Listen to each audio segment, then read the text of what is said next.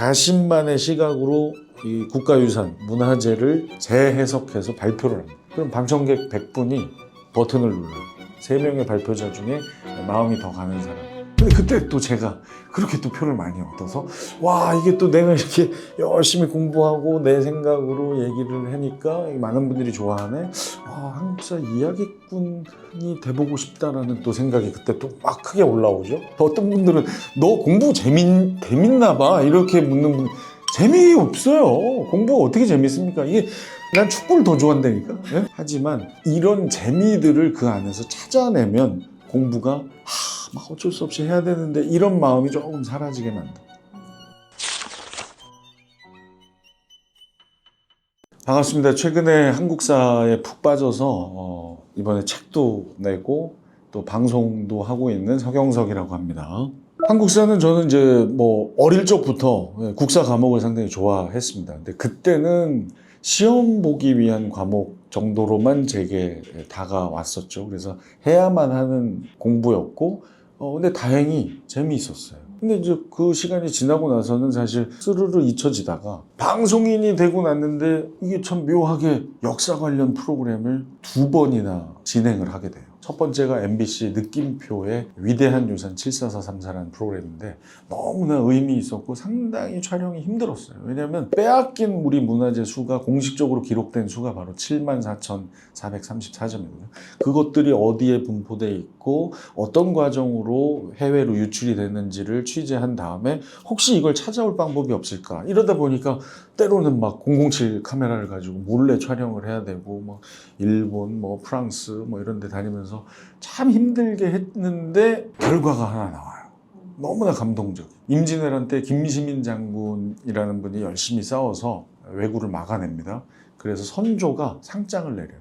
2등 공신으로 김시민 이렇게 써가지고 1등 공신 이순신, 2등 공신 김시민 쫙 이렇게 써 있어요. 그 상장이 일본에 있었어요. 근데 그걸 저와 진행자 모두가 시청자들에게 독려를 해서 국민 모금 운동을 벌여서 1억 1천 얼마였는데요. 환수해 옵니다. 그래서 그 김시민 장군의 그 공적이 일어났던 진주시에 그걸 기증을 하죠. 그때 이 한국사를 조금 더 공부해서 이게 좀 파보고 싶다라는 생각이 그때 제대로 한번 들었었어요. 그런데 이제 또 뭐 제 일이 항상 한국사 관련 프로그램만 하는 건 아니다 보니 그냥 또 세월이 흐르다가 KBS에서 천상의 컬렉션이라는 또 프로그램인데 이건 뭐냐면 셀럽들이 자신만의 시각으로 이 국가유산, 문화재를 재해석해서 발표를 합니다. 그럼 방청객 100분이 버튼을 눌러요. 3명의 발표자 중에 마음이 더 가는 사람. 근데 그때 또 제가 그렇게 또 표를 많이 얻어서 와, 이게 또 내가 이렇게 열심히 공부하고 내 생각으로 얘기를 하니까 많은 분들이 좋아하네. 한국사 이야기꾼이 돼보고 싶다라는 또 생각이 그때 또 막 크게 올라오죠. 그런데 역시 또 그것만 하는 게 아니다 보니 지금으로부터 한 2년 반 전에 제가 8년 동안 진행하던 라디오 프로그램을 놓게 됩니다. 더 나이가 들기 전에 조금 더 자유로운 생활을 하고 싶다. 이게 라디오는 사실 약간 직장인처럼 매일 같은 시간에 나가서 생방을 진행해야 되고, 제가 토요일에는 로또를, 그건 지금도 하고 있는데 로또 생방송을 해요. 그러니까 주중엔 라디오 생방송, 주말 건 녹음한다 해서 시간이 날 줄 알았는데 토요일 딱 그 저녁 8시 반에 로또 추첨 생방송. 그러니까 이게 너무나 이게 짜여진 이 스케줄로 이렇게 세월이 흘러가는 거에 약간의 허무함을 느끼고 큰 결정을 내린 게 바로 2년 반 전이고, 그때 이제 그동안 미뤄놨던 내가 하고 싶었던 게 뭐냐, 그 중에 하나가 아까 말씀드린 이제 한국사 이야기꾼으로서의 첫걸음을 내디뎌 보자 해서 정확한 역사 상식을 테스트해보는 것은 바로 국가가 공인하는 시험이거든요. 그래서 이제 한국사 능력 검정 시험에 도전을 하게 됐고, 한 번 보고 끝내려고 했는데 첫 번째 미끄러지고 열심히 더 해서 두 번째 1급을 따는데 94점으로 끝내면 되는데 그 과정을 제 개인 채널에 올렸는데 그게 반응이 좋아서 한 번 더 해요. 그래서 그럴까요? 그러고서 이제 했는데 그게 99점? 이제 정말로 그 말 해야 되는데 우리 마포 복지관에 계시는 그 선배님들, 인생 선배님들 69세 평균 연령, 그분들이 재능 기부할 선생을 구하고 있다 라고 제 측근이 또 얘기를 해서 그럼 의미 있겠네요. 가서 그분들 가르쳐 드리면서 한 번 더 보죠. 그게 바로 마지막 100점이 되는 거예요.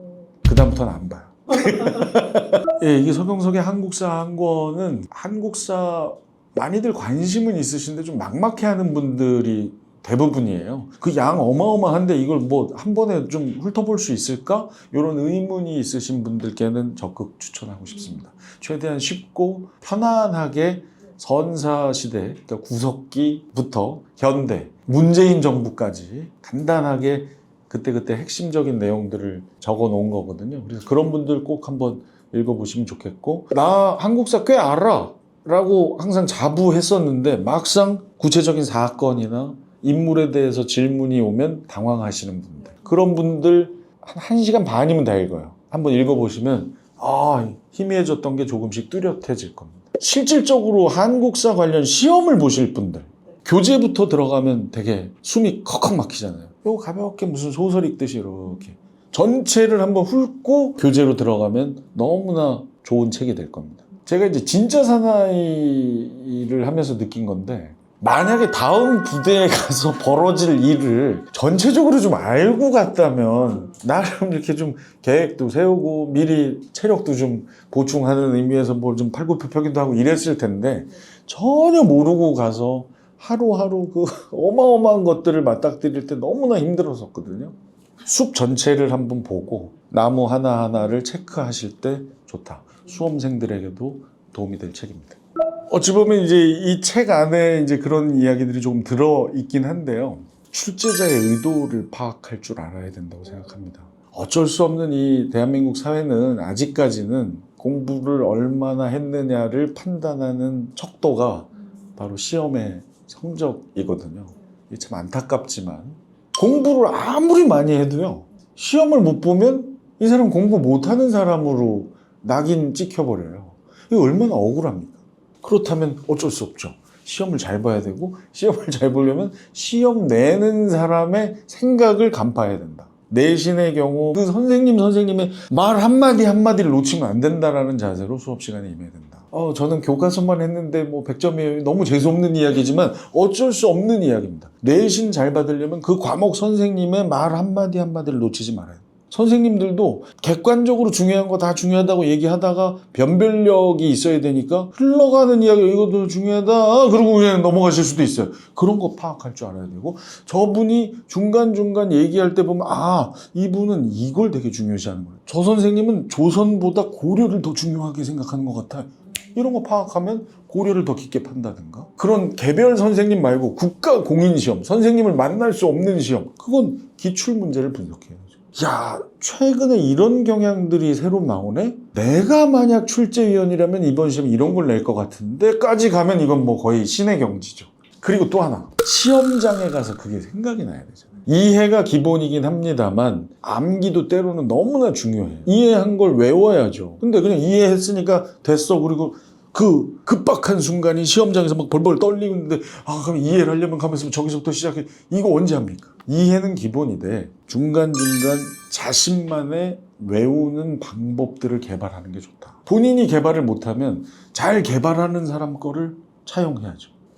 들어있어요. 1,000원짜리 지폐 모델이 누군지 아세요? 퇴계 이황입니다. 그렇죠? 네. 이거 당연히 모를 수 있어요. 네. 이황 두 분 우리가 그냥 보통 이황 조선 성리학의 대가, 이 양대산맥 이렇게만 알고 계시는데, 이거 좀 열심히 파봤더니 이황 선생이 아주 훌륭한 인성을 갖추신 분인 것을 발견했어요. 상당히 높은 관직까지 올라간 조선시대 최고의 학자이신데도 불구하고 관직을 사양한 게 100번이 넘어요. 이게 무슨 얘기냐면, 보통 우리는 어떻습니까? 내가 아무리 나이가 들고 혹시 내가 잘 모르는 분야여도 좋은 제안이 오면 그냥 하죠. 그냥 아이고 내가 배워서 하면 되지 뭐. 이게 보통이에요. 이게 어마어마한 자리의 제안이니까. 이황 선생은 100번을 거절했다. 훌륭한 자리에 계셨지만 당신이 이제 나이가 좀 있네, 혹은 나는 그 분야는 잘 모르는데 이런 어마어마한 게 왔다, 그럼 다 고사를 했다는, 이건 포기할 줄 아는 용기인 거죠. 고사할 줄 아는 큰 그릇이 바로 이황 선생이다. 그게 또 하나 이 보여지는 것 중에 하나가 뭐냐면 기대승이라는 후배 학자가 있어요. 말하자면 우리 코미디계로 따지면 지금 이제 자꾸 하셨지만 구봉서 선생님하고 제가 대화를 하는 거예요. 코미디를 가지고. 제까짓게 뭘 안다고 구봉서 선생님 아니 코미디 이거 할 때는 이렇게 해야 되는 거 아닙니까? 그러면 보통은 구봉서 선생님 정도 돼. 뭘 안다고 임마 조용히 해! 이렇게 끝내고 기대승이 이황 스승에게 그렇게 질문을 했는데 이황 선생이 성의 있게 답변해줘. 아, 네가 이렇게 생각해? 그래, 그것도 맞는 것 같은데 내가 이렇게 해보니까 이게 맞던데? 그랬더니 기대승 아니요, 제 이야기는 이게 아니고요. 이거라고요. 아, 그랬구나. 이 문답이 수년간 이어져요. 그게 바로 사단 칠정 논쟁이라는 이야기거든요. 이건 이황 선생이기 때문에 가능했다.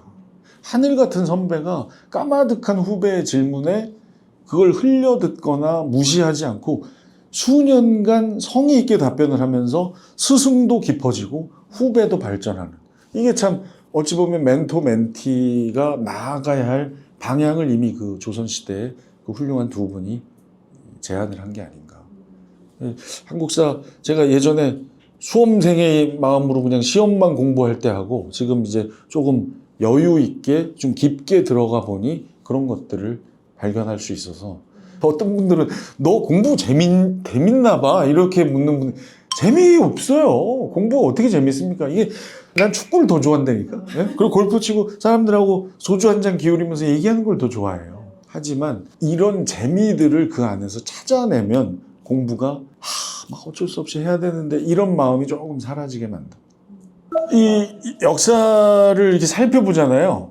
앞으로 어떻게 살아야 할지 힌트를 줘요. 우리가 최근에 경험했던 일들, 이런 일이 예전에 있었어요, 다.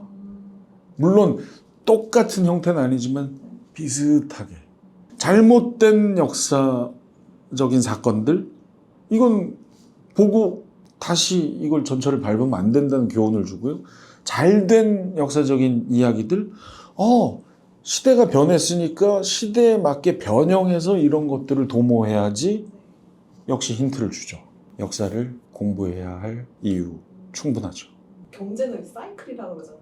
역사도 사이클이에요. 표영호 형이 맨날 얘기하는 부동산 주기. 네네. 부동산뿐입니까? 주식도 어떤 네. 주기가 있듯이 역사는 이 모든 걸 다 망라한 것들의 주기가 있어요. 물론 그것이 정말 이 컴퓨터처럼 반복되진 않겠지만 분명히 뭔가 힌트를 줍니다. 그것이 바로 우리가 역사를 알아야 하고 역사를 더 깊게 다가가야 할 이유일 것 같아요.